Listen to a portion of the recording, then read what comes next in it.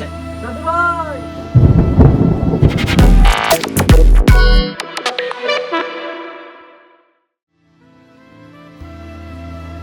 Action. দাদু ভাই আগুন লাগছে রে! পানি দে, পানি দে! দিছি এই গরুর ঘরে দেহি দাপাস। আর কি চান ভাই, কয়লা হয়ে গেছে, আপনি বুঝতেছেন?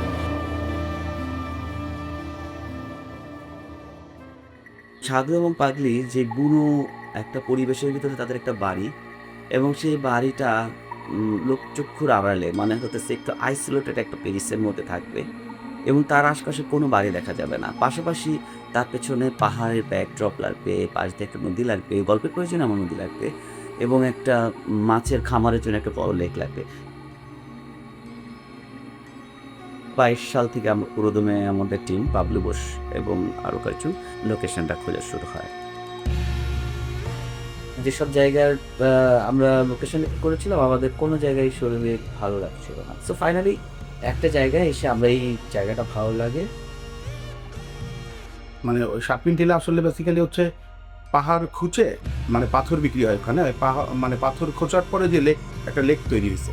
তারপরে যখন আমি ওইখান থেকে ঢাকায় ছবি পাঠাইলাম যে এরকম একটা জিনিস পাইছি, কি করা যায়, যেটা আমার পছন্দ না। বলে কি এইখানে তো হইতে পারে, মনে হচ্ছে এখানে কিছু একটা আছে। পরে আমি আবার যাই।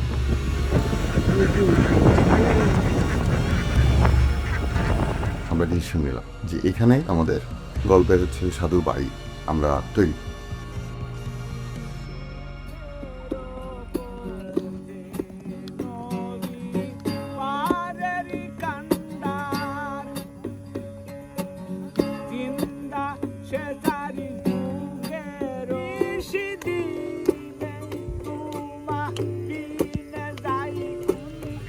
প্রথমে তো মাটি সমান করার একটা বড় একটা চ্যালেঞ্জ আসে, যে এই স্পেসটাকে বাড়াইতে হবে। প্লাস ওই স্পেসটা আমাদের ঘরের যে সাইজ বা যতটুকু আমরা ঘর বানাইছি ওই অনুপাতে এক্সটেন্ড করতে হয় জায়গাটাকে।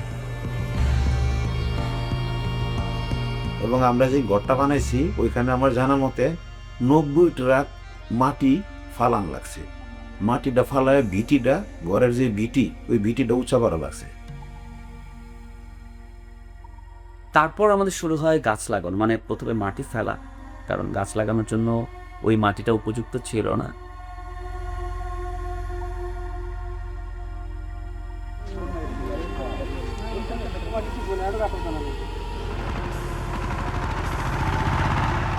মামা কি অবস্থা? শোচনীয় সমস্যা যেখানে হলো যে পাথরে তো আসলে কিছু কিন্তু জঙ্গলি টাইপের গাছ হয়। আমাদের তো একটা বাড়ি, মানে একটা বাড়িতে বিভিন্ন রকম গাছ থাকতে পারে, ওরকম গাছ আসলে লাগানো সম্ভব না।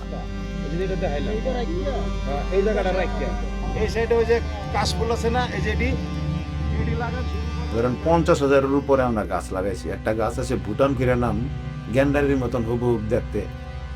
পুঁই শাক দিছি, তারপরে বটবুটি দিছি, চিচিঙ্গাকে দিছি, মানে ধুন্দুল, ভেন্ডি, এগুলো সব দিছি। তারপর বাকি কিছু গাছ আমরা, যেটা আসলে দেখতে বুনো গাছের মতো কিন্তু নার্সারিতে খুবই সহজেই পাওয়া যায়, যেই গাছগুলো, কারণ হচ্ছে আমাদের এই গাছগুলো লাগানো এবং সেই গাছে সবুজ পাতা গজানো, সেটার জন্য আমাদের টাইম ছিল যে 7-8 মাসের মধ্যেই আমাদের কাজটা শেষ করতে হবে। পাহাড়ের সাইডে কিন্তু খুব সুন্দরভাবে গাছ হইতেছে, যা লাগাই তাই হয়, কিন্তু বাড়ির উঠানে আশেপাশে কোথাও হয় না। 30 বস্তার মতন সার সুমন ভাই, বাবলু মামা, সানি এবং জোহান, এরা শুধু আপনার সারই দিছে। মানে গাছগুলোকে যেই হাইট দরকার, যেই রকম দরকার, লুক যেরকম দরকার, ওই জিনিসটা তো আমাদের অ্যাচিভ করতে ডে বাই ডে অপেক্ষা করতেছে।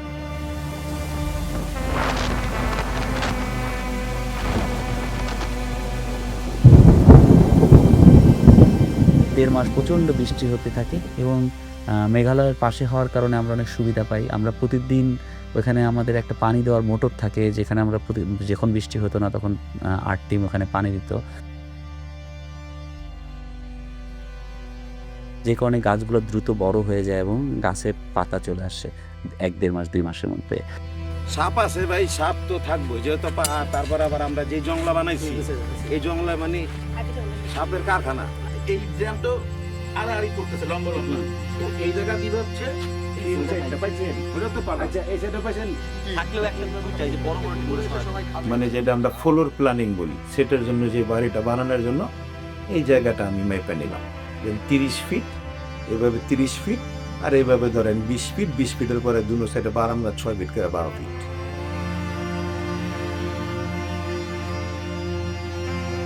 মাছ কেবল ছাড়িছি, তার দুই একটা একটু গা মনে হচ্ছে, এই জন্য আমি টেনশনে পড়ে গেছি।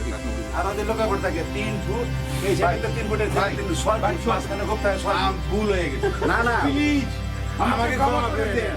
সবাই বলতেছে যে আপনার পাহাড়ের উপরে একটা মাটির ঘর, তো এটা তো বেশি কিছু লাগবে না। তো আমি সুমন ভাইয়েরা বললাম যে ভাইয়া এটা ইটা দেওয়া করতে হবে, ইটা দেওয়া না করলে আপনার এই বাতাসে ফালাই দিবে। যে বড় পাহাড় আশেপাশে তো বাড়িঘর কিচ্ছু নাই, তখন ধরেন গোবর আর মাটি আবার লেপা দিলাম। মানে মোটামুটি দেওয়ালটা তো ফাটা দেখাতে হবে, অনেক দিনের পুরানো নতুন দেওয়াল তো বোঝা যাবে না। এটা যে ঘরের ছোট চাল মানে আর্ট ডিরেকশন কি, জীব ও জড় বস্তুর সংমিশ্রণে তো আর্ট ডিরেকশনটা দিতে হচ্ছে। আসলে ঘরটা তো সাধু বানাইছে, ও নিজে নিজে বানাইছে, মানে আমরা তো বানাইনি। তো সাধু আসলে কিভাবে বানাবে ঘর, কিভাবে চিন্তা করবে, ওই চিন্তাধারার থেকে আসলে সাধুর বাড়ি বানানো। একটা চৌকি বসবে, এই সাইডে একটা পার্টিশনের মতন থাকবে, সাধুর যে জিনিসপত্র তো একটা মানে রাখালের মতন, ওর ঘরে তো অত কিছু থাকে না। যেহেতু ও যে মাছ চাষ করতো বা ইয়ে করতো, ঠিক আছে, ওর একটা মাচান ছিল, সেখানে ও খোল ভুসি বা জিনিসপত্র রাখতো, ঠিক আছে। ওই মাচান একই ঘরের ভিতরে আসলে ডাবল ইউনিট। বৃষ্টি হয়, ঝড় হয়, বাতাস হয়, রোদ আসে, সো বাড়িটা আস্তে আস্তে প্রকৃতির সাথে নিজেই মানানসই হয়ে ওঠে। অ্যাকশন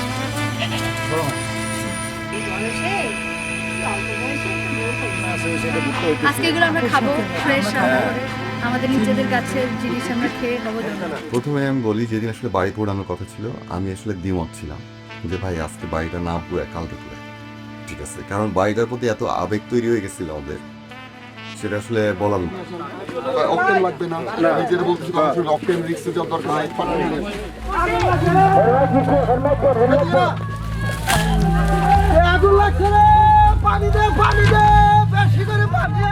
আর প্রত্যেকটা গাছের গুঁড়া পেটে দিলাম, জ্যান্ত গাছের ভিতরে আমি কিভাবে আগুনটা দিই।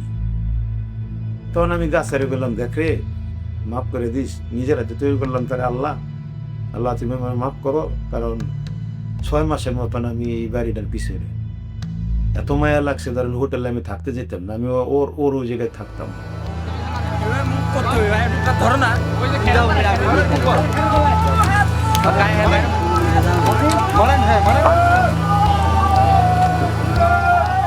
এত সুন্দর সুন্দর লাউডি পাতারি দেবিতে কিভাবে আমি আগুনটা দেবো।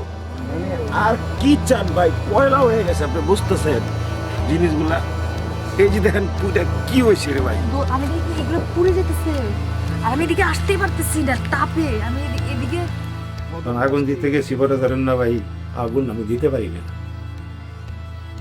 মানে বারবার আমরা ভিতর থেকে ওই জিনিসটা আছে, কেন আমি তৈরি করলাম, আর ডিরেক্টর কেন করলো, এটা কিন্তু ভাই আবেগের, মানে যেটাই বলি না কেন, আমি আমার ছেলে সন্তান ফিয়া ভাই ওই জায়গায় 6টা মাস একটা বাড়ির ভিতরে, ওই বাড়িটারে তো আমার যেমন ডাকা হইতেছে। 12টা কুতুব আমি এই জায়গায় খালি একটা আগুন দিছি এই গরুর করে, দেহি তাপাস একটা আমরা খালি খাবো, এত না দেখি এত আগুন